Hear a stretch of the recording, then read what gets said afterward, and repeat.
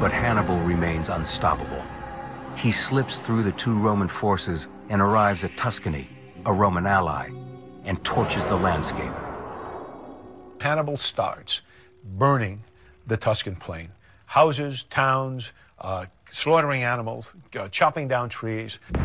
Hannibal's plan: destroy the area and infuriate the Roman general Flaminius, who watches the devastation from the city walls of Arretium. And Flaminius is just horrified by it. He's horrified not only so much that this area is being destroyed, but he knows what Hannibal is doing. Instead of attacking Flaminius inside the city walls, Hannibal is sending a message to other Roman allies. And what Hannibal is saying to that ally is, if you stay with Rome, this is what you can expect. He's trying to woo that ally away. And Flaminius also knows that it's a sign of Roman weakness that you cannot stop this. Hannibal knows his enemy well and wants to lure Flaminius onto the battlefield. Why? That's his plan. Destroy as many Roman armies, kill as many Romans as you can until the Roman Senate tires of war and sues for peace. You can't do that with siege warfare. You've got to draw the enemy out into battle. Hannibal continues to taunt Flaminius by marching his army right past the walls of Arretium, flaunting his courage and power. Hannibal is just far enough away to tease Flaminius. He's really saying, come on, if you've got any courage, you'll leave your little protective fort and come and fight like a man. Finally, Flaminius takes the bait. Hannibal leads Flaminius on a wild chase across Tuscany. He stays a day or two ahead, which allows him to survey the terrain and pick the most advantageous place to fight. Moving quickly, Hannibal and his 30,000 men race past the small village of Pasignano into a hilly forest along Lake Trasimene.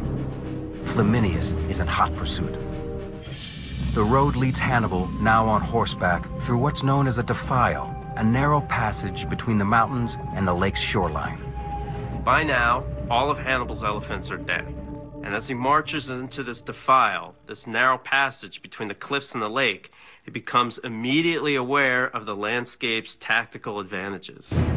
Hannibal has discovered the perfect location for his next battle. It comes with its own natural advantage. In the morning, a thick fog comes off the lake and obscures the entire valley. It's made-to-order camouflage. Hannibal orders some of his men to camp at the far end of the valley, in plain view of all who pass through the defile. We're told that Hannibal sends scouts far ahead into the hills to light campfires. He wants to convince the Romans that he's farther away than he actually is. Still chasing Hannibal, Flaminius reaches Pasignano and sends a reconnaissance team into the defile. They come back and it's too narrow. There can't be any possibility of ambush. The next day, around dawn, the Roman army begins to move through the defile. As Flaminius reaches the valley, the eerie lake fog rolls in once again. In the distance, Flaminius can see the fires of Hannibal's camp on the hill. Flaminius thinks, I finally got him. I've got Hannibal trapped and it's time to tear him apart. Flaminius orders 6,000 Roman soldiers to rush up the hill and attack Hannibal. The legion double times, gets out there, climbs the hill, and smashes into Hannibal's camp. The Romans hack at Hannibal's rear guard infantry in wild combat. Suddenly, Hannibal's men turn and run, enticing the Roman soldiers to pursue. Hannibal then springs one of the deadliest traps in military history. 30,000 Carthaginian infantry and cavalry rise out of the morning fog and smash into the stunned Roman force. The bloodbath begins. The battle rages along the shores of Lake Trasimene in northwest Italy. Hannibal's Spanish and African heavy infantry hit the Roman front. Wild Celtic tribesmen strike the center.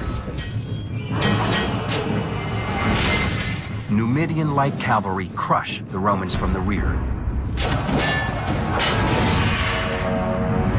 The Romans are trapped. And it is terrible. They're in line of march. They're not even set for combat formation. Their weapons on out, and they're taken right in the flank by this large army, and it just slaughters them. it slaughters them.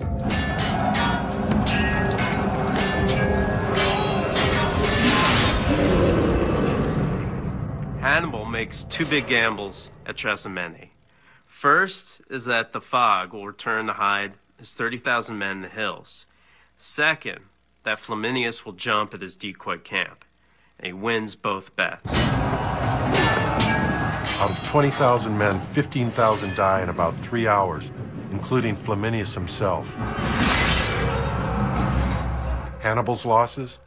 1,500. That's a kill ratio of 10 to 1.